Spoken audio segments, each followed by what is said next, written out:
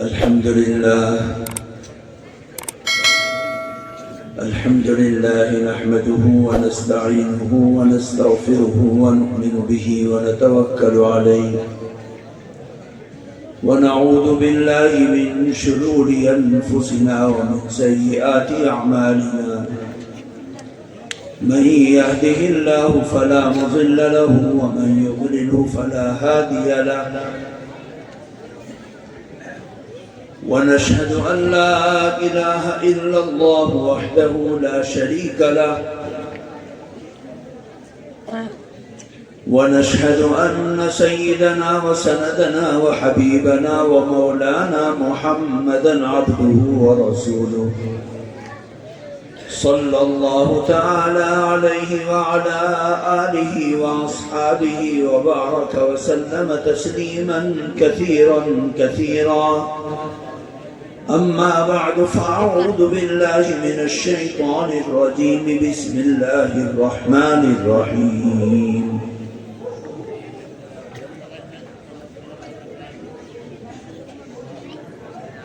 يا أيها الذين آمنوا اتقوا الله حق تقاته ولا تموتن إلا وأنتم مسلمون صدق الله العظيم. ہمارے آج کے اس پروگرام میں اسٹیج پر رونق افروز انتہائی معزز علماء اعظام ائمہ کرام اور گاؤں کے اس مدرسے کی دعوت پر انتہائی محبت عقیدت احترام کے ساتھ جمع ہونے والے ہمارے نوجوان بزرگ پیارے بچے بچیاں پردہ نشین خواتین، اللہ تبارک و تعالیٰ کا بے حد احسان ہے کہ پروردگار عالم نے قرآن پاک کی نسبت پر ہم لوگوں کو جمع ہونے کی سعادت نصیب فرمائی. اللہ تعالیٰ اس جمع ہونے کو ہمارے لیے، ہمارے بچوں اور بچیوں کے لیے، آنے والی نسلوں کے لیے آخرت میں سرخروئی، کامیابی، کامرانی، عزت اور مغفرت کا ذریعہ بنائے. میرے دوستوں، بزرگوں، ہر آدمی بحیثیت ماں باپ ہونے کے اپنے بچوں کے سلسلے میں بڑا فکر مند رہتا ہے. ہم نے آئے دن ہم دیکھتے ہیں کہ بڑے سے بڑا سمجھدار، دانا اور عقل مند، پیسے والا، دھن والا، دولت والا، پڑھا لکھا ہو یا ان پڑھ ہو، ہر آدمی اپنے بچوں کے سلسلے میں بڑا فکر مند رہتا ہے کہ اللہ تعالیٰ میری زندگی میں میرے بچوں کو پیروں پر کھڑا کر دے، میرے بچے خوش رہیں، میرے بچے صاحب حیثیت رہیں. بڑے بڑے پہاڑ دل ذمہ دار لوگوں کو ہم نے آئے دن ہم دیکھتے ہیں روتے بلکتے ہوئے، جن کے بچے پریشان حال رہتے ہیں. وہ بڑا دل رکھنے کے باوجود بچوں کے معاملے میں بڑے تکلیف میں رہتے ہیں، کیونکہ انسان ہر چیز سے مقابلہ کر سکتا ہے، لیکن اولاد کا معاملہ ایسا ہے جس کے دکھ کے اندر بڑے بڑے پہاڑ دل، سخت دل دکھی ہو جاتے ہیں، 8 آنسو بہاتے ہیں، تکلیف میں رہتے ہیں، کڑھن میں رہتے ہیں، پریشانی میں رہتے ہیں کہ میرا بچہ اور بچی پریشان ہے. خاص طور سے بچی کا نکاح اگر ہو اور وہ نکاح غلط جگہ ہو جائے، دیکھا تھا کچھ، سنا تھا کچھ اور پایا کچھ، اب ماں بھی دکھی ہے اور باپ بھی دکھی ہے اور دونوں پریشان ہیں، اور اولاد جو پریشان ہے وہ الگ. تو ہم دیکھتے ہیں، آئے دن مشاہدہ کرتے ہیں، دیکھتے ہیں کہ اولاد کے سلسلے میں انسان جتنا فکر مند رہتا ہے، پریشان رہتا ہے، دکھی رہتا ہے، کڑھن میں رہتا ہے، تکلیف میں رہتا ہے اور رونا دھونا کرتا ہے، اتنا اپنے سلسلے میں اس نے کبھی آنسو نہیں بہائے ہو۔ اولاد اگر لائق ہوتی ہے تو ماں باپ کا سینہ چوڑا ہو جاتا ہے، میرا بچہ اور میری بچی میری آنکھوں کی ٹھنڈک ہے۔ لیکن اولاد اگر نالائق ہو، بے حیا ہو، بے غیرت ہو، ماں باپ کی شرافت کو اپنے پیروں کے نیچے کچلنے والی ہو، خاندان کی شرافت کی ٹوپی کو زمین پر گرانے والی ہو، تو ایسے اولاد بعض مرتبہ ماں باپ یہ سوچتے ہیں اور ان کی زبان پر آ جاتا ہے کہ ایسی اولاد سے تو اولاد نہ ہونا بہتر تھا۔ اللہ تعالی جس شخص کو اولاد ایسی دے دے کہ وہ اس کی آنکھوں کی ٹھنڈک ہو، تو ماں باپ کے لیے اس سے بڑی خوش قسمتی کی چیز کوئی نہیں ہے۔ میرے دوستو، جب ہم یہ سوچتے ہیں کہ اولاد دنیا میں روزگار سے جڑ جائے، خوشی میں رہے، آسانی میں رہے، سکھ اور چین سے رہے، زمین اور جائیداد والی رہے، کاروبار پر کھڑی ہو جائے، کھانے کمانے پر کھڑی ہو جائے، اپنی معیشت اور اپنی زندگی کو گزارنے کے لیے خود مختار ہو جائے، تو ہمیں یہ بھی سوچنا بے حد ضروری ہے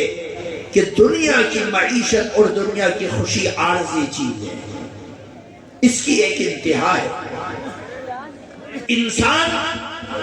کتنا ہی بھی اچھے سے اچھا کھانے والا ہو، اچھے سے اچھا مالدار ہو، تجارت کرنے والا ہو اور خوشی کی زندگی گزارنے والا ہو، اس کی زندگی کی ایک انتہا ہے۔ 60 سال، 70 سال، 80 سال، 90 سال، 100 سال، بس 100 سال کے بعد اگلی زندگی شروع ہو جائے گی اور پچھلی زندگی ختم ہو جائے گی۔ اللہ تعالی ہر انسان کو متوجہ کر رہا ہے کہ جس دنیا کی خوشی کے لیے، آرام کے لیے، راحت کے لیے، سکون کے لیے تو ایڑی چوٹی کا زور لگا رہا ہے، یاد رکھ یہ دنیا کی زندگی عارضی ہے، آخرت کی زندگی کی فکر کر۔ یہ مت سوچ کہ میری اولاد کا کیا ہوگا، یہ مت سوچ میری اولاد کا روزگار کیا ہوگا، یہ مت سوچ میری اولاد کی تجارت کیا ہوگی، یہ مت سوچ میری اولاد کی زندگی کیسے ہوگی، یہ مت سوچ، یہ سوچ کہ تیری اولاد کا ٹھکانہ موت کے بعد اور حشر کے بعد، میدان محشر کے بعد، قیامت کے دن کے بعد تیری اولاد کے ساتھ کیا ہوگا۔ اللہ تعالی انسان کو اس چیز کی طرف متوجہ کر رہا ہے، کیونکہ اصل زندگی وہ ہے۔ یہ دنیا کی زندگی آخرت کے مقابلے میں عمر کے اعتبار سے کوئی حیثیت نہیں رکھتی۔ 1000 برس کا سامان طے کرتا ہے، باپ دادا کی زمینوں کی حفاظت کرتا ہے، اس کے لیے لڑائی جھگڑے کرتا ہے، مقدمے بازی کرتا ہے، اپنی اولاد کو چین پہنچانے کے لیے ساری زندگی انسان اپنی کمر کو ٹیڑھی کر دیتا ہے، خون پسینے سے کما کر لاتا ہے، جوانی کو لگا کر کھپاتا ہے، اور ساری زندگی کمانے کے بعد کس کے لیے لا رہا ہے؟ اپنی اولاد کے لیے لا رہا ہے۔ ورنہ ایسے لوگ ہیں جن کی زمینیں جائیدادیں اگر ان کی قیمت لگائی جائے کروڑوں روپے لگتی ہے، لیکن انسان اپنی اولاد کو سکھ دینے کے لیے، ماں باپ اپنے گھر کی دیواروں کی حفاظت کرتے ہیں، چھت کی حفاظت کرتے ہیں، باغ کی حفاظت کرتے ہیں، زمین کی حفاظت کرتے ہیں، کھود کی حفاظت کرتے ہیں، تجارت کو بناتے ہیں تاکہ میرا بچہ اس دنیا کی زندگی کے اندر اور بچوں کے بچے اس دنیا کی زندگی کے اندر سکھ اور چین کی زندگی گزار سکے۔ میرے دوستو، کاش ہم ایک لمحے کے لیے یہ سوچ لیں کہ میرے بچے کی قبر کی زندگی کیسے ہوگی، وہ قبر میں کیسے کاٹے گا، وقت میدان محشر میں کیسے کاٹے گا، اللہ کے دربار میں کھڑے ہو کر کیسی زندگی گزارے گا، حساب و کتاب کو کیسے دے گا، اللہ کے سامنے کس چہرے سے کھڑا ہوگا، اللہ کے سامنے اپنی ایمان کو، اخلاق کو، معاشرت کو، معاملات کو، زندگی کو کیسے پیش کرے گا۔ ہمارے پرانی کہاوتوں میں ایک بات مشہور ہے اور ہم اس کو سمجھتے ہیں کہ کسی چودھری کے بچوں میں سے کسی نے چوری کر لی، لوگ آئے پنچایت لے کر کہ ہمارا فلاں جانور چوری کر لیا۔ پرانے زمانے میں، جہالت کے زمانے میں، غفلت کے زمانے میں اس چودھری نے آ کر کہا کہ بھائی میرے بیٹے کی یہ پہلی چوری تھی، اس لیے میں واپس نہیں کروں گا۔ آج اس چیز کو ذرا ٹھنڈے دل سے سمجھو، پنچایتوں میں غلط گواہی دینے والوں، پنچایتوں میں غلط فیصلے کرنے والوں، اللہ کے دین کو تار کرنے والوں، آئے سوچو آج اس دنیا کی زندگی میں چند ٹکوں کی خاطر تم نے اپنے ایمان کو خراب کیا، اعمال کو خراب کیا، بچوں کو غلط روش پر لگایا، ان کی عادت کے اندر، پرمپراؤں میں اپنی چاہت کو داخل کیا۔ نتیجہ کیا ہوا؟ تمہارا سماج، تمہارے بچے، تمہارے پوتے، تمہاری زندگی کے اندر آنے والی تمہاری نسلیں تمہارے اس قدم سے غلط راستے کو اپنائیں گی اور ان کی زندگی خراب ہوگی۔ تمہارا ایک ایک عمل اپنی اولاد کے لیے ان کی آخرت کو بنانے والا۔ ماں باپ اگر نماز میں کوتاہی کریں گے تو اولاد نمازی بن جائے مشکل کام، پوتے نمازی بن جائے مشکل کام ہے۔ اگر اولاد جھوٹ بول رہی ہے تو ماں باپ کو دیکھو کہ ان کی زندگی کے اندر سچائی کتنی ہے۔ اگر ماں باپ کے اندر اللہ کی بغاوت ہے تو اولاد کسی نہ کسی اعتبار سے اس برائی کی جڑ کو ضرور پائے گا۔ ہمارے گھروں کے اندر، ہماری نسلوں کے اندر ماں باپ کا بہت بڑا دخل ہوتا ہے۔ اس لیے کہا جاتا ہے کہ ہم اس دنیا کی زندگی میں اپنی اولاد کو سکھ پہنچانے کے لیے 8 آنسو بہاتے ہیں، تڑپتے ہیں، روتے ہیں، بلکتے ہیں، دعا کراتے ہیں، ڈرتے ہیں کہ میری اولاد ایسی نہ ہو جائے اور ایسی نہ ہو جائے۔ یاد رکھو، اس دنیا کی زندگی کے مقابلے میں زیادہ رونے کی چیز ہے کہ ماں باپ تڑپے اس بات کے لیے کہ میری اولاد کا اس دنیا سے جانے کے بعد کیا ہوگا، اس دنیا سے نمٹنے کے بعد کیا ہوگا۔ اس چیز کو بے حد سمجھنے کی ضرورت ہے۔ ان کو دین پر لگا، ان کے ایمان کے بارے میں تڑپنا چاہیے، ان کے اعمال کے بارے میں تڑپنا چاہیے۔ ہمارے بچے عام طور سے گاؤں دیہاتوں کے اندر ایک عام روش ہے، رمضان کے مہینے میں کھیتی کے چکر میں، مزدوری کے چکر میں، گنا چھوڑنے کے چکر میں اور کھیتی میں پانی دینے کے چکر میں جب تپتی ہوئی دھوپ پڑتی ہے اور زمین تپتی ہے تو ہمارے نوجوان بچے روزہ توڑ دیتے ہیں کہ رمضان کا ہی تو روزہ ہے، پھر بعد میں رکھ لیں گے۔ یہ وہ چیز ہے کہ یہ زمین ان کے لیے وبال جان بن گئی. یہ کھیتی، یہ تجارت، یہ محنت، یہ مزدوری ان کی آخرت کو تباہ و برباد کرنے کا ذریعہ بن رہی. کیوں؟ آج رمضان کے روزے کو یہ ترک کر رہے اور چھوڑ رہے، آخرت ان کی خراب ہو رہی ہے، قبر ان کی تاریک ہو رہی ہے. اس لیے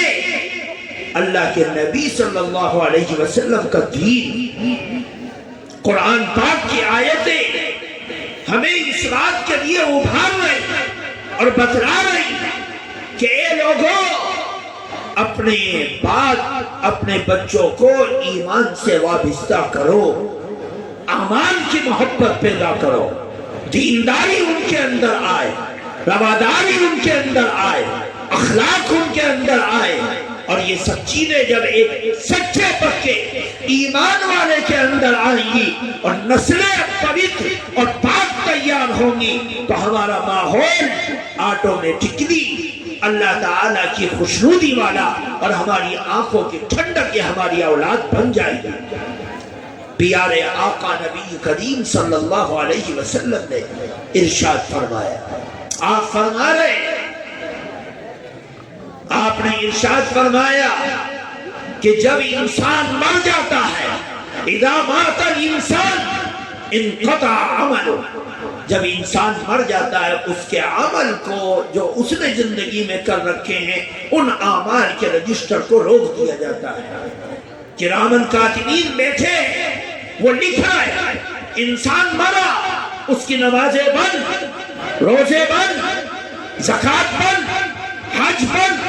قرآن کی تلاوت بند، سچائی اور امانت بند. اب کیا ہوگا؟ رجسٹر بند ہو گیا. اللہ کے نبی صلی اللہ علیہ وسلم نے ارشاد فرمایا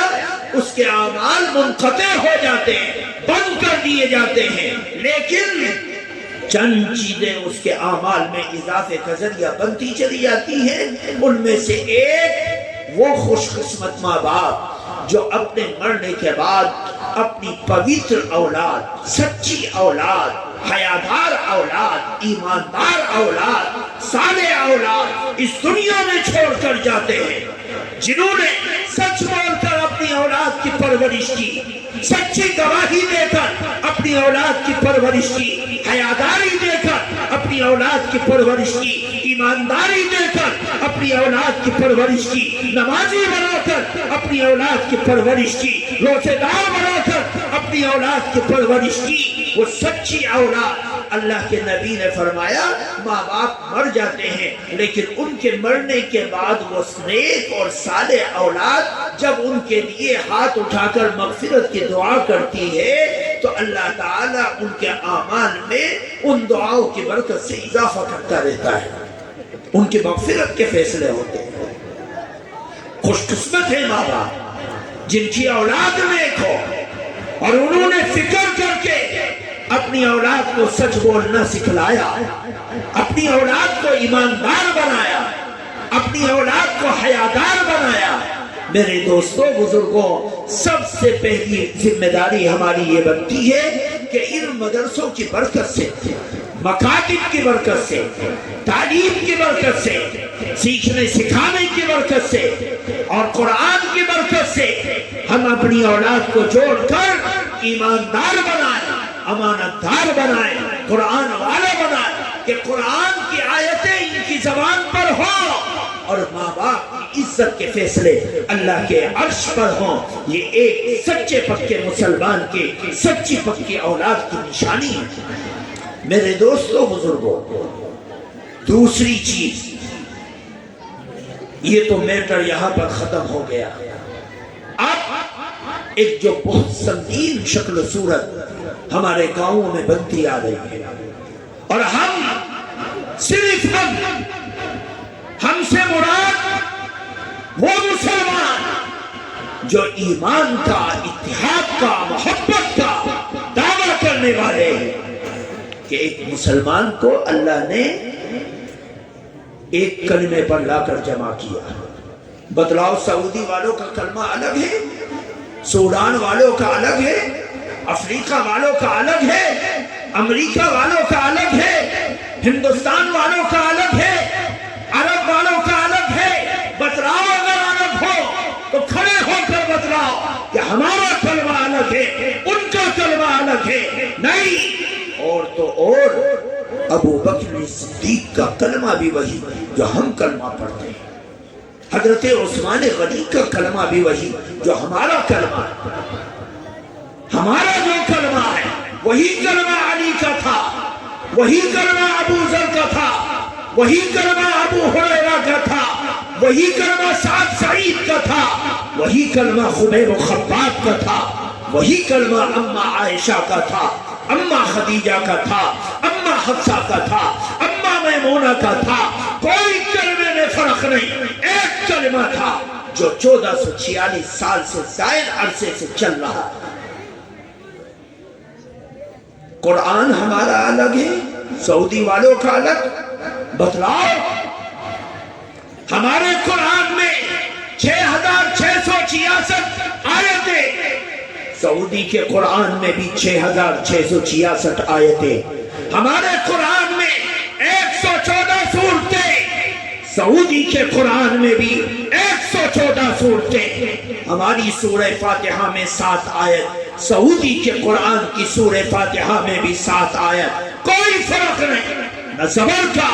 نہ زیر کا، نہ پیش کا، نہ وقت کا،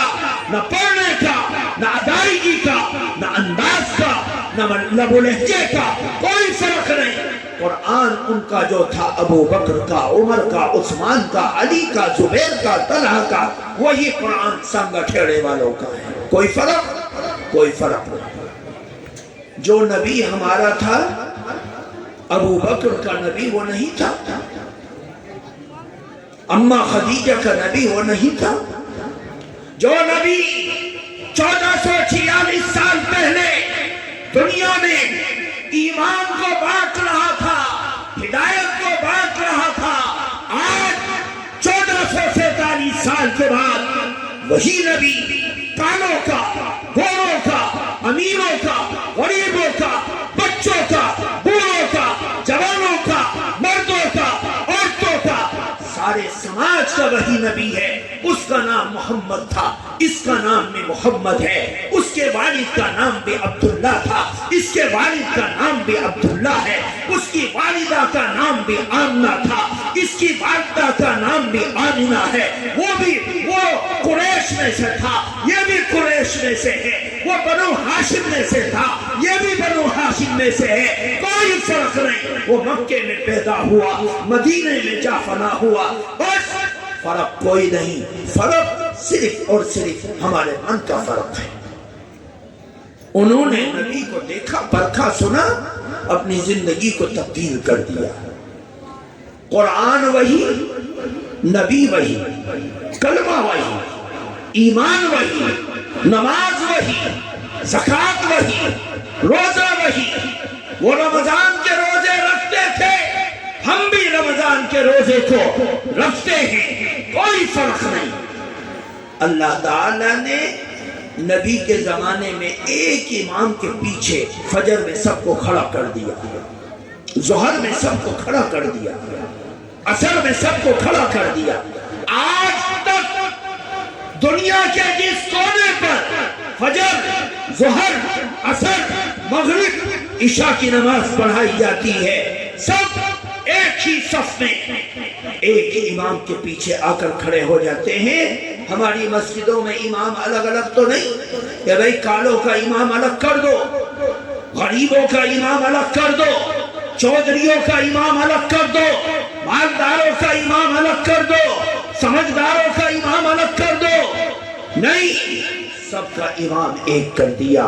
کہ ایک ہی صف میں کھڑے ہو گئے۔ محمود و ایاز، نہ کوئی بندہ رہا نہ کوئی بندہ نواز، سب ایک امام کے پیچھے نبی نے کھڑا کیا، ہم بھی کھڑے ہو گئے۔ لیکن جب پردھانی کا مسئلہ ہوگا، گاؤں میں کام کرنے کا مسئلہ ہوگا، تو ہماری ہر خاندان کی چاہت الگ ہوگی۔ جب ایمان کے مسئلے میں، اعمال کے مسئلے میں، عبادت کے مسئلے میں، ریاست کے مسئلے میں ایک اتحاد کا پیغام اللہ نے تمہیں دیا ہے اور اتحاد اور محبت سے تمہیں جوڑا ہے، تو پھر دنیا کے معاملے کے اندر ایک اینٹ الگ کھڑی کر کے دیوار کیوں کھڑا کرتے ہو؟ نفرتیں پیدا کرتے ہو، جھگڑے کرتے ہو، دشمنی لیتے ہو، غیبتیں کرتے ہو۔ ابھی چند مہینوں کے بعد الیکشن ہوگا، سارے اللہ والوں کی خانقاہیں بھر جائیں گی، ایک پردھان آ رہا ہے، دوسرا جا رہا ہے، ایک ایک گاؤں کے 10 پردھان چلے جاتے ہیں، حضرت جی میرے لیے دعا کرو۔ اب وہ حضرت جی بیچارے ایک گاؤں کے 10 پردھانوں میں سے کس کے لیے دعا کریں گے؟ یہ ہمارا حال ہے۔ ابھی سے چوک چوپٹ، چوپانوں میں، گھیروں میں، گھروں میں چائے کے کپ بھی کھنکھنانے لگیں گے اور حلوے کی پلیٹیں بھی آ جائیں گی، اور صبح سے لے کر شام تک پاؤں پر پاؤں رکھ کر فلاں ایسا تھا، فلاں ایسا تھا، فلاں نے یوں کر دیا، فلاں نے یوں کر دیا، ساری دنیا کی برائیاں اور غیبتیں ہماری زبان کو ناپاک کرنے کے لیے تیار بیٹھے ہیں۔ اور بعض آدمی اتنا بدقسمت ہوتا ہے، اتنا بد کردار ہوتا ہے، تو وہ سینہ ٹھوک کر کہتا ہے ارے میں جیتوں یا نہ جیتوں، لیکن اس کو نہیں جیتنے دے رہے تھے۔ یہ دشمنی کی انتہا اور یہ ظلم ہمارے سماج میں ناسور بن گیا، اور وہ قوم جس قوم کی بیٹیاں، بچے، جوان، مسجدیں، عبادت گاہیں سب تفریق کی انتہا کو پہنچ رہی ہوں، وہ کون محض اپنے نام کے لیے، اپنی چاہت کے لیے خاندانوں میں درار پیدا کرے۔ ہونا تو یہ چاہیے تھا کہ جب ہماری حالت ایسی ہو تو ہم محبتوں کا علم بردار بنیں، ایک جھوٹ ہو، محبتیں پیدا کریں، اتفاق پیدا کریں، تاکہ گاؤں میں وکاس ہو، گاؤں میں کام ہو، گاؤں میں محبتیں آئیں، اور لوگ سیاست کی بازی کرو کے بجائے، تھانہ اور کورٹ کچہریوں کے بجائے، راشن کارڈ کی لائنوں میں کھڑے ہونے کے بجائے، بینکوں کی لائن میں کھڑے ہونے کے بجائے، جھوٹی گواہی کے لائنوں میں کھڑے ہونے کے بجائے، کورٹ کچہریوں کی لائن میں کھڑے ہونے کے بجائے، یہ قوم اپنے بچوں کو تربیت یافتہ، ایمان والا، عمل والا، ایمانداری والا، سچائی والا، تعلیم سے، روزگار سے جوڑنے کا کام کرے۔ ہونا یہ چاہیے تھا، لیکن نہیں، جو پیسہ بچوں کے پیٹ میں جانا چاہیے تھا وہ پیسہ کچہریوں میں خرچ ہوگا، تھانوں میں جائے گا، دلالی میں جائے گا، مخبری میں جائے گا، ظلم میں جائے گا، زیادتیوں میں جائے گا، اور پھر کہیں گے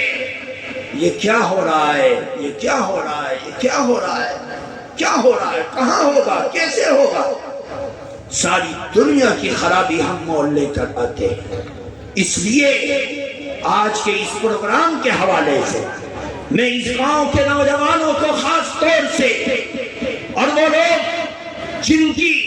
بڑھاپے کی وجہ سے کمر پک چکی اور جن کی زبان پر گالیوں کے سوا کچھ نہیں آتا، جن کی زندگی اور سر کے بعد داڑھی کے بعد پک گئے اور پکتے پکتے اولاد سمجھاتی ہے سمجھ میں نہیں آتا، میں ان سب کو اس بات سے باخبر کرنا چاہتا ہوں کہ میرے دوستو، آنے والی سیاست کے ٹائم میں اپنے اندر محبتیں پیدا کرو، اپنے نفع کے بارے میں سوچو، گاؤں کے نفع کے بارے میں سوچو، ایمانداری کو اپنے اندر لاؤ، وراثت کے طور پر اپنے بچوں کو سیاست دے کر مت جاؤ۔ ذمہ دار ایک ہی بنے گا، لیکن نفرتیں ساری زندگی قائم رہیں گی اور تم سمجھ نہیں پاؤ گے۔ ہم دیکھتے ہیں خاندانوں میں درار جب پڑتی ہے تو رشتے ناطے کیسے ٹوٹتے ہیں، آپس میں کدورتیں کیسی آتی ہیں، آپس میں جھگڑے کیسے پیدا ہوتے ہیں، ڈول کٹائی کیسے ہوتی ہے، ظلم زیادتی کیسے ہوتی ہے، تھانہ کچہری کیسے ہوتی ہے، مار پٹائی کیسے ہوتی ہے ہم سب جانتے ہیں، اور مجھ سے زیادہ آپ جانتے ہیں۔ اس لیے اپنی صفوں کے اندر اتحاد پیدا کرو۔ اللہ تعالیٰ قرآن پاک میں ارشاد فرماتا ہے اگر تم آپس میں لڑو گے تو اللہ تبارک و تعالیٰ اس کے بارے میں فرماتا ہے کہ تمہاری ہوا اکھڑ جائے گی، تم آپس میں لڑ پڑے۔ جو اس بند مٹھی میں طاقت ہے وہ اس کھلے ہوئے ہاتھ میں طاقت نہیں ہے۔ کوئی بھی انگلی پکڑے گا مروڑ کر توڑ دے گا، لیکن جب مٹھی ہوگی جس کے بھیجے پہ لگے گا اس کے بھیجے کا دوسرا باہر نکل جائے گا۔ کیوں؟ تم اتحاد کے ساتھ ہو، محبت کے ساتھ ہو، اپنی صفوں میں اتحاد پیدا کرو۔ اللہ تبارک و تعالی ان دونوں باتوں کو ہمیں سمجھنے کی توفیق عطا فرمائے۔ سبحان اللہ و بحمدہ، سبحانک اللہم و بحمدک، ونشہد